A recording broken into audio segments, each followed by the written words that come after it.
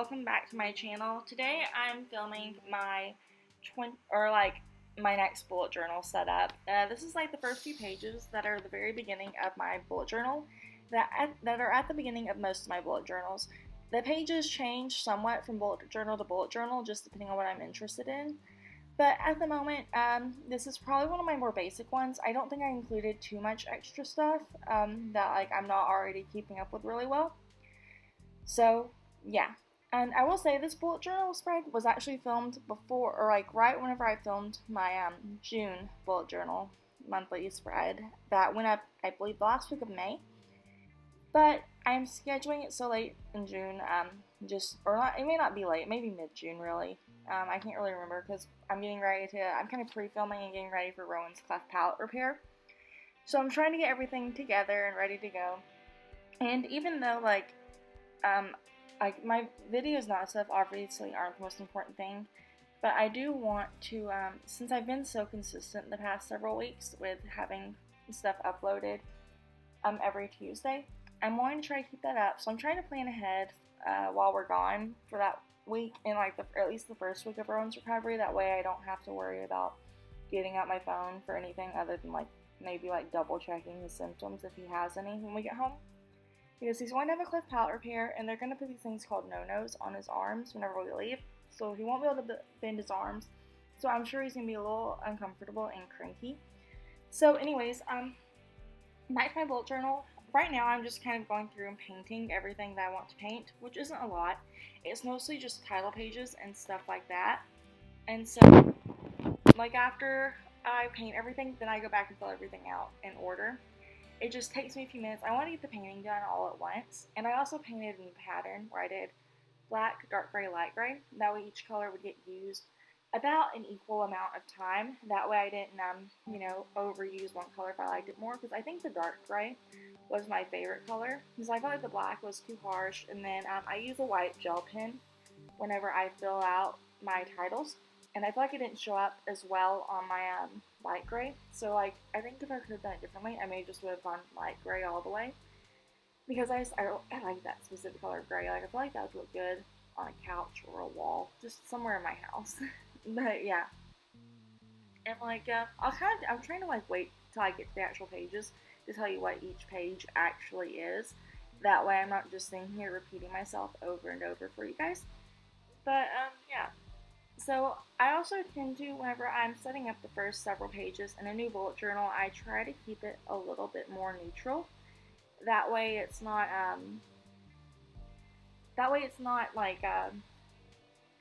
my whole, I don't know how to describe it. I just like my first several pages to be more neutral than the rest of my bullet journal. Even if it's not technically super neutral, I just want it to be more neutral. So for example, my last bullet journal, I had hexagons and maybe some gray outlining and a black pen, and that was really all I used in it. That way I could keep up with it. Now there's other pages that might have a little bit of color once I actually start using them, but at least when they're set up and started, they're not going to be colorful. It'll be my monthly spreads that are normally colorful because I like the minimalist stuff. This is my hobby. This is what I do in my free time for fun. When Rowan goes to sleep, if I've had a long day, I can sometimes just make a random spread in my bullet journal. I haven't done that as much as I used to, especially since I've started reading. But I know 2 bullet journals ago, I had this one page that was just I colored in an adult coloring book, cut out the picture, and then glued it into my bullet journal, outlined stuff around it. And so the bullet journal itself is just a hobby for me, just maintaining it and stuff like that. It's definitely functional as well. I'm not trying to say it's just a hobby and not functional, because it's also incredibly functional for me. But because of the way I use it, it's turned into a hobby for myself. And I just have a couple more lines to paint. I think I have maybe 5 more at this point.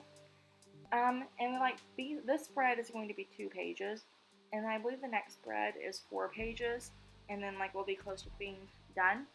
Also, I'm sorry if my audio is not great. I'm still trying to figure out. I need to buy some new headphones that have a microphone built in, or buy an actual microphone. But I feel like I would use the headphones with a microphone a little bit more. I'd be more comfortable with those at the moment. because I'm not sure.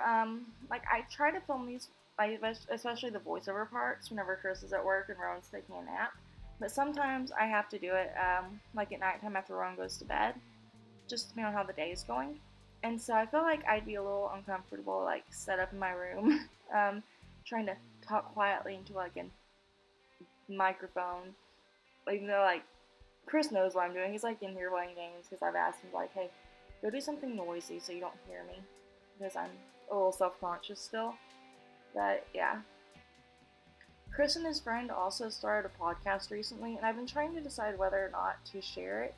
And that's because it like talks about where we're actually from. It's a local podcast, and so I've been trying to decide whether or not I should share it with you guys. Like I've shared it on my personal Facebook and stuff, but I haven't decided whether or not to share it on here because it's kind of mostly about the area where we live, and we live in like a really small town.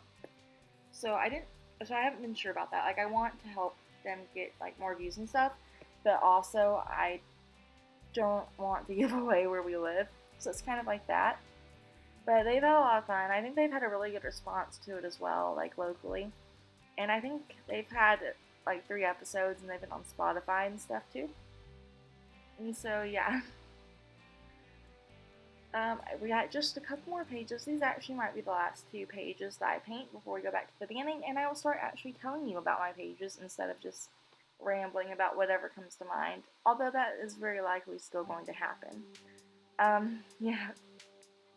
Like I said, sorry if the audio is wrong. I'm trying to like stay close enough to my computer that the little green lights next. I record with iMovie, or I edit with iMovie, which means I'm recording the audio with iMovie.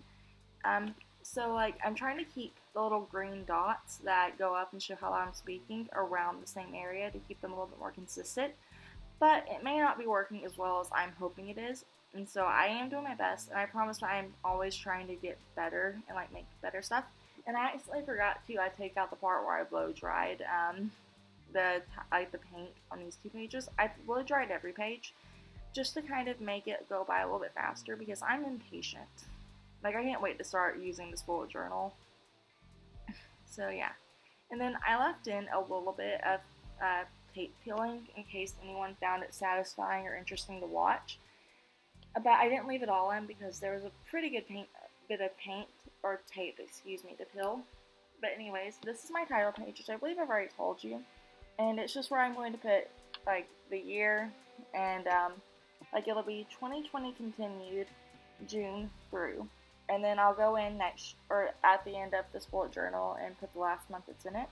And hopefully my gold my gold Sharpie will still have ink and won't be lost.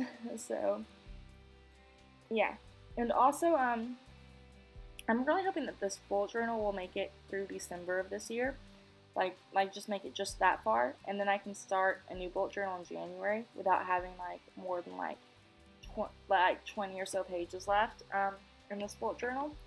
Just that way I can like start the new year in a new bullet journal, because that's just always so satisfying getting to start a new year in an exactly new bullet journal without anything from the previous year before it.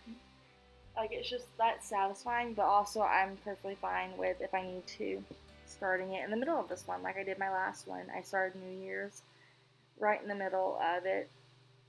So yeah, we'll just have to wait and see how it goes. My last bullet journal lasted about 8 months, and so that's definitely like around the time my bullet journals last is normally 6 to 8 months. So yeah, these 2 pages, the page on the left will be my year at a glance, like where you put your little mini calendars and you go back and reference them throughout the year. I also tried to edit in a way that wasn't overly repetitive. So like I write down the first day, then I skip to the end. That way, or the first month, excuse me. Then I skip to the end. That way you can still see it happening, but it's not overly repetitive.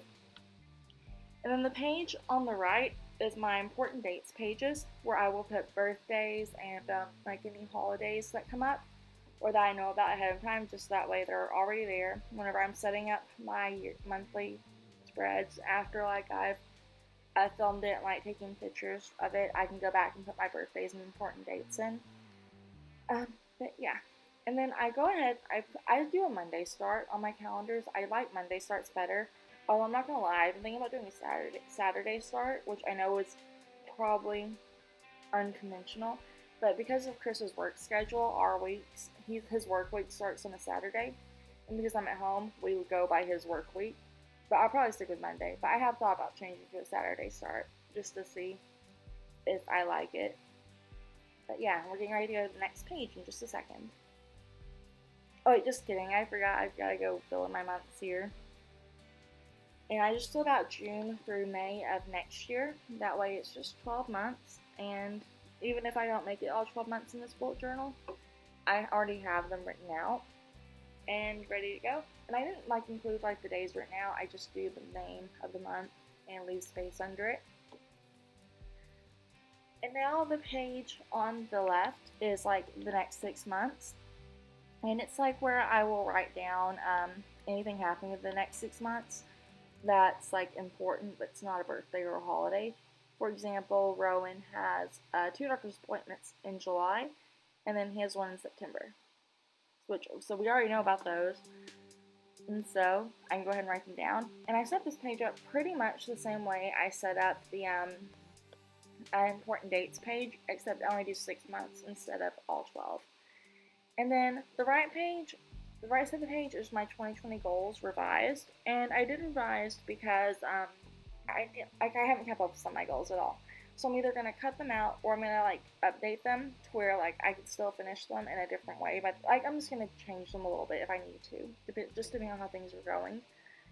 But I'm going to leave it blank for now because some of my goals are more personal and I didn't want to tweak it all on camera. The next 2 pages, the page on the left is my period tracker. And I like to track my period in my bullet journal because I like to see how the pattern forms. Whenever you look at your normal period tracker apps, you scroll through the calendar, kind of how it is on the iPhone. And so it's not as satisfying to see a pattern forming. It's interesting, or I like seeing the pattern forming because I can see where months start to line up and where it changes and stuff visually. But I do also use Clue and the health tracker app on my phone because I haven't decided which app I like better. I used to like Clue better before I got pregnant, but now I can't decide. And then I went ahead and started at January. I'm just going to go fill it back up, and then if I go past December, I'll add more to it. And the page on the right is a weight tracker because I'd like to lose a little bit of weight, and I'll go back and fill in my numbers and increments later. And the right side is a list of every Tuesday from June 2nd to sometime in December. So on those days I'll weigh myself and write it down, and just hopefully we'll be going down a little bit every week, or hopefully going down until I get where I want to be and then maintaining from there. And then this page is my 2020 reading goals tracker, and it was inspired by, I had it open. Just give me 1 second. I'm going to check and see who it's by. I just had this open, then my phone, or the app closed on me. But this page was inspired by Laura's Loaning Library on Instagram, and I'm going to link her Instagram and put her name in the corner at the bottom of this page so you can see her spread like this. I really liked it. I really thought this was a really cool idea. I tried to be inspired by it and not copy exactly what she has, to where it's the same concept, because I really just the idea is awesome. But I went ahead and updated it for how I track books. And so on the left side of the page where all the hexagons are, I'm gonna color in each book I read, and the gold one is what made my goal. And then on the right side of the page, the first is a list of books I've DNF'd this year. Just that way I have a list, and if I want to go back to read any, for a reading challenge or something, I'll have a list of books to start from. And then in the middle, I have my ratings, where I'll just put a little tally mark for each rating that I use the most. And I only did the Goodreads ratings. I didn't do any half stars or anything, because you can't rate anything half stars on Goodreads anyway, so you have to round up or down. And I typically round up, because typically most nice people round up, but nice teachers. And then the bottom is my favorite books. That way I want to keep up with my favorite books for this year, because I like so many books, I have trouble picking favorites and keeping up with them. This spread is pretty basic. So obviously, I told you I track with Goodreads before. I like keeping up my books with Goodreads. I like making PBRs with Goodreads and stuff like that as well. But I also like having my bullet journal, having everything written down there, just because it's satisfying to look at my bullet journal and see it physically without having to like open an app on my phone and just, I don't know, it's something that I like. And in this bullet journal, I went ahead and made it 4 spreads at the beginning, because in my last bullet journal, I only made 2 spreads at the beginning, and in March or April, I had to go back and make a new spread towards the end of it, just that way I had more room. But I write down the title, author, start date, and finish date. And then this page is my library tracker, which is the same concept as my other page, except I track title, rent, like the date I rented it, the date it's due, and the date I returned it. And I typically use this for only my physically, like the books I get physically from the library. But due to the coronavirus, I don't know how much this page is going to get used right now, because I don't keep up, I don't write down the books that I borrow from the library app on here, because the books that I borrow from the library app, I am definitely going to read. Whereas when I go to the library, I pick out a bunch of books that I think I'm in the mood for, and I read them as I get to them, and I may not always get to them. So even though so they may end up on this spread, but they may not end up on my book spread at all. So that's kind of why I like this spread, just to see, like, whenever I'm actually using the library, how much I'm using it, what I'm actually getting from there. And I guess it kind of helps the cross compare or something. But yeah, and this one's only like the 2 pages, because I don't know how much I'm going to get to the library this year. And then these are the last 2 spreads in my new bullet journal. The one on the right, or sorry, on the left, is my social media tracker, where at the beginning of the month I will write down like my stats for all the social media platforms I am active on, or at least somewhat active on. And if you want to see my social media, it's all in the description box if you're curious. But I just put I'll put the month and stuff, kind of like how I did at the beginning for the important dates and next 6 month spreads. But then I also put I, T, P, and Y for Instagram, Twitter, Pinterest, and YouTube. And then the page on the right will be my spread for Rowan's cleft palate repair. And I don't think I'll be putting anything on that spread. Anyways, thank you guys so much for watching. I'll talk to you later.